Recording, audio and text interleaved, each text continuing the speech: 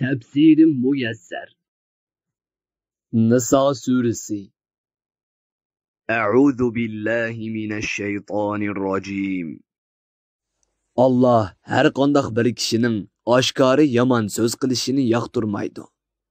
Ammo zulmga uchragan kishi zolimning ustidan shikoyat qilib, uning yomonligini o'tirg'i chiqarsa bo'ladi.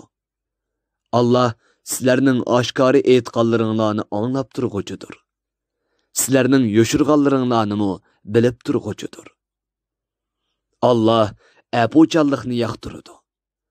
Müminlərning apuchan bo'lishini yaxshi ko'radi. Yaxshilikni oshkora qilish yoki maxfiy qilish o'xshashdir. Shuningdek, yomonlik qilguvchining yomonligini o'tirg'i chiqarish yoki uni apu qilib etish yomonlik qilinuvchining ixtiyori bo'lib, apu qilish afzaldir. Allohning esil sifatlaridan biri gunohkor bandalarga kuch yetadigan turib, ularni apu qilishdir. Shubhisizki, Yahudilar va Xristianlar ichidan Allohni va uning payg'ambarlarini inkor qilganlar.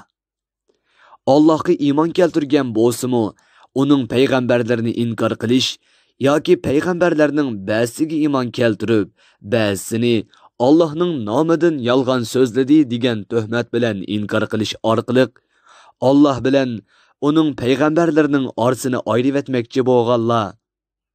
İman bilen kufrning orasida o'tir yo'l tutmoqchi bo'lganlar, ana shular sheksiz kofirlardir.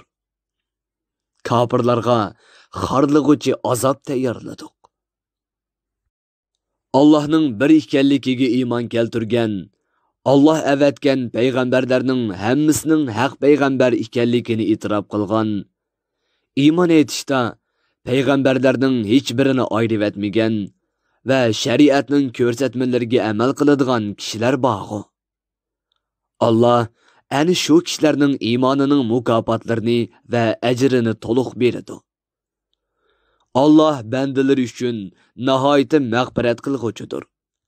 Ularga nihoyat mehribondir.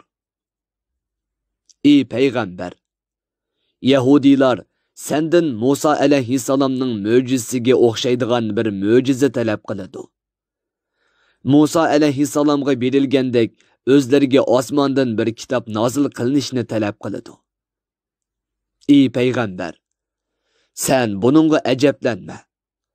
Chunki ularning ajdodlari Musa alayhissalomdan buningdan cho'ngroqini talab qildi. Bizga Allohni ochiq oshkora ko'rsatgin degan edi. Shuning bilan ular o'zlarining haqqi bo'lmagan bundoq talabni qo'yish bilan o'ziga zulm qilganligi tufaylidan halok qilguvchi azobga uchragan va ularni chaqmoq soqqan edi. Ondan ularni chaqmoq soqqandan keyin Alloh tirildirganda, ular Musa alayhissalomning qo'lida mo'zayga cho'g'inishning o'p-ochiq ozg'unlik va kufrlik ekanligini ko'rsatadigan ro'shan dalil paketlarni ko'rib turug'liq, yana mo'zayni ma'bud qilib oldi. Ular tövbe qilgandan keyin ularning mo'zayga cho'qinganlik gunohini kechirib etdik. Biz Musaga uning haq payg'ambar ekanligini isbotlaydigan katta dalil paket ato qilgan edik.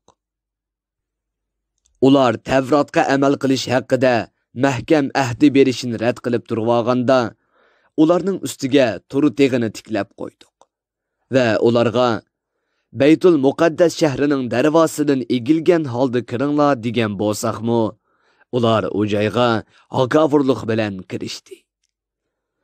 Yana biz ularga shanba kuni beliq tutmanglar degan bo'lsaqmi, ular shanba kuni beliq tutaverdi. Ulardan mahkam ahd olgan bo'lsaqmi, ular har qitim ahdini buzib keldi. Ular ahdini buzganligi, payg'ambarlarning haq ekanligiga dalolat qiladigan oyatlarni inkor qilganligi, payg'ambarlarni nohaq o'ltirganligi va bizning dillarimiz pardalangan, shunga sening so'zingni tushunmaymiz deganligi uchun ularni rahmatimizdan yiroq qildik. Haqiqat shuki, Allah ularning kufrligi tufaylidan dillarini pechatlab etgan. Shunga ular bakmu oz iymon etdi. ya'ni to'liq iymon etmaydi.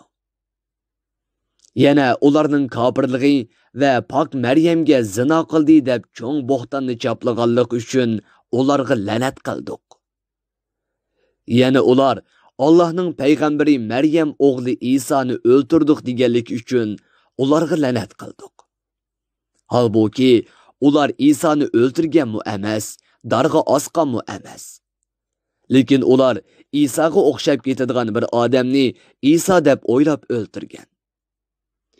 Isoni o'ltirdik deb olgan Yahudilar va ularga ishongan xristianlar hammasi shak va hayronlik ichidadir.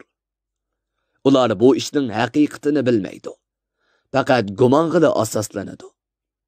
Ular Isoni o'ltiradigan emas. Aksicha Alloh Isoni badani va ruhi bilan hayot holatida o'z tarafiga ko'tardi. Uni kofirlardan qutqizdi. Allah podshohligida g'olibdir. Hukmlarda va tadbirlarda hikmat bilan ish qilg'uchidir. İsa alayhissalom oxir zamonda osmondan tushgandan keyin ahli kitobdan har bir jon egisi o'lishdan ilgari uningga cho'qim iymon etadi. İsa qiyomat kunida o'ziga iymon etganlarning rostchilligiga va o'zini inkor qilganlarning yolg'onchiligiga guvoh bo'ladi. Yahudilar cho'ng gunohlarni sodir qilish orqali o'ziga zulm qilganligi, kishilarni Allohning yo'lidan to'sqanligi, harom qilingan jazonini yeganligi, kishilarning pul melini nohaq yevaganligi uchun Alloh ilgari halol qilgan pokiz narsalarni ularga harom qilib etdi. Yahudilarning orasidan Allohni va uning payg'ambarini inkor qilgan kofirlarga oxiratda qattiq azob hozirladik.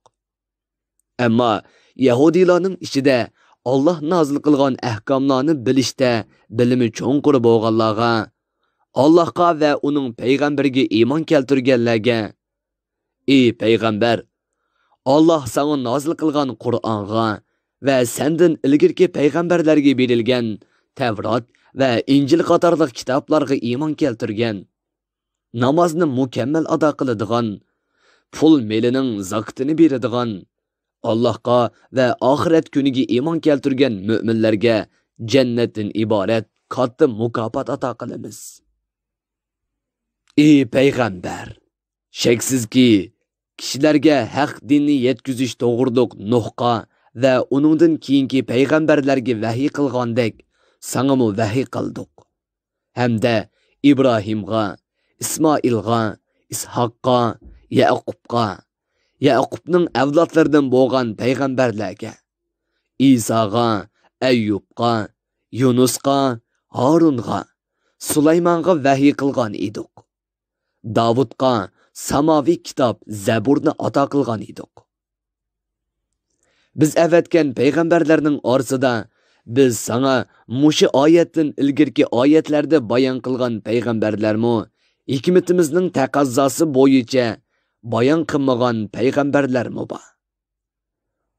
Alloh Musoga bevosita so'z qilish orqali uni sharaflantirdi. Bu oyat Allohning so'zliguchi degan sifatining haqliqini isbotlaydi. Chunki Alloh Musa alayhissalomga bevosita so'z qilgan.